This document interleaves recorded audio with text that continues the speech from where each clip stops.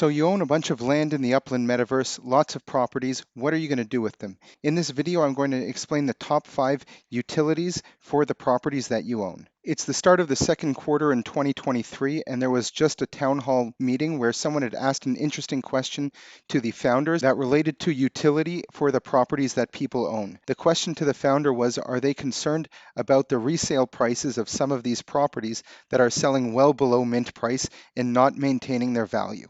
In short, the founders are not concerned about this, and in this video, I'm going to elaborate on that and go into more details about why I think they are not concerned. So what can players do with their properties? Here you can see that there are buildings built on top of them, and with those buildings, one of the utilities that you can do is create your own shop. This is my first Block Explorer shop where I'm selling all sorts of rare Block Explorers.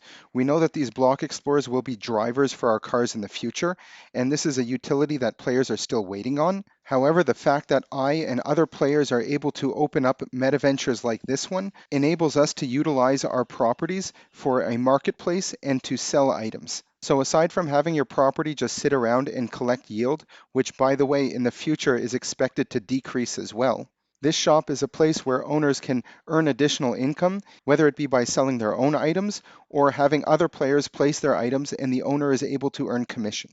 Now, the big question is how much money can you earn? And that's completely up to you. What kind of business model are you creating and how are you going to attract both customers and players to place their items in your shop? The second type of utility is creating a manufacturing plant and participating in the supply chain. You can see here that this is the MV Motors manufacturing plant where of course they're manufacturing cars. Now players in the future will be able to manufacture cars as well. They also mentioned something new which will be carts, which will be for racing only. Players can also manufacture outdoor decor items, which are now called map assets, as well as structure ornaments. And after you manufacture something, you're going to have to sell it in a showroom, which you can also see is across the street here from the MV Motors plant. So if you know how to create these 3D models and you're looking to sell them, being a manufacturer and maybe even owning your own showroom can be a great way to earn money in the metaverse. Now, what we saw before with my Block Explorer shop, which was a relatively small property on a small plot of land, you're going to need larger properties and larger space in order to create a factory and have assets that you can hold on your showroom in order to sell those as well.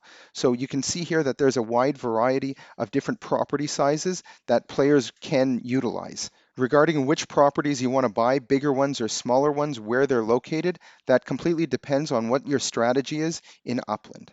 The third utility that is required for properties is if you own any of these map assets or vehicles that have been manufactured, you're going to need a place to put them. We can see here several different types of map assets, structure ornaments which are placed in crates, and of course vehicles. You need to have enough space on your property in order to place these items. So either you may need several different properties in different cities if you have a car in every city, or if you just have one property but you own a lot of things, then you might need to find a larger property or buy additional ones in order to place your items. So this is another utility that you require properties for. Utility number 4 is to create your own speedway.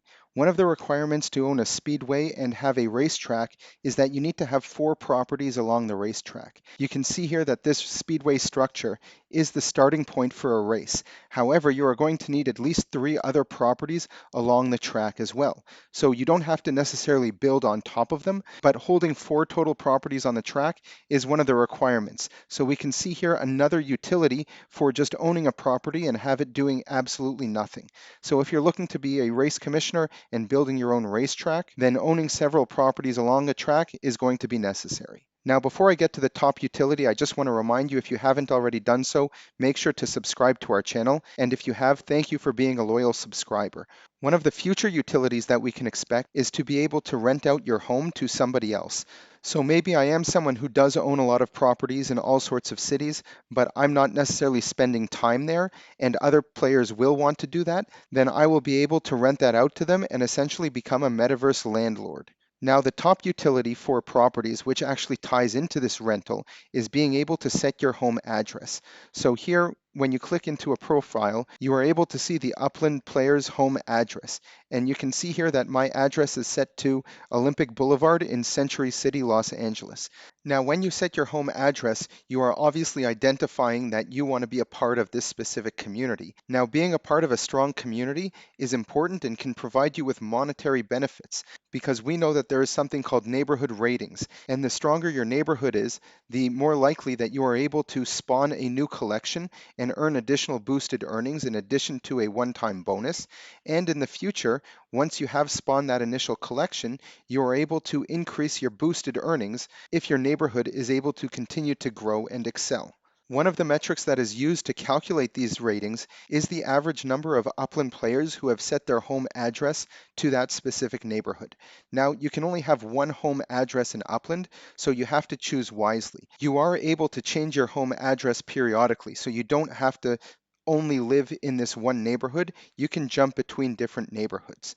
Now, every time you switch your home address, you do have a cooldown period before you are able to vote in that new neighborhood that you've moved into.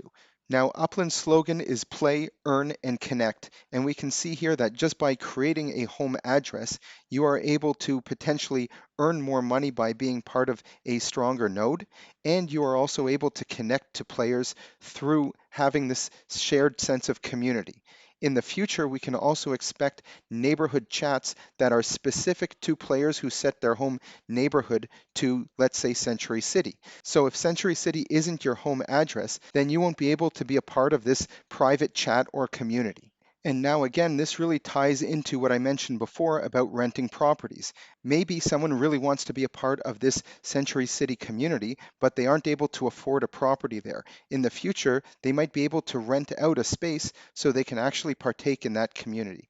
Similar to the real world, not everybody can necessarily own a property in Manhattan, but renting can be more affordable for people that do want to live in Manhattan or a specific community. Now, to summarize, there are hundreds of thousands of properties, and Upland continues to release and will continue to release new cities. Take a look at the video in the upper right-hand corner to learn why that will continue to happen.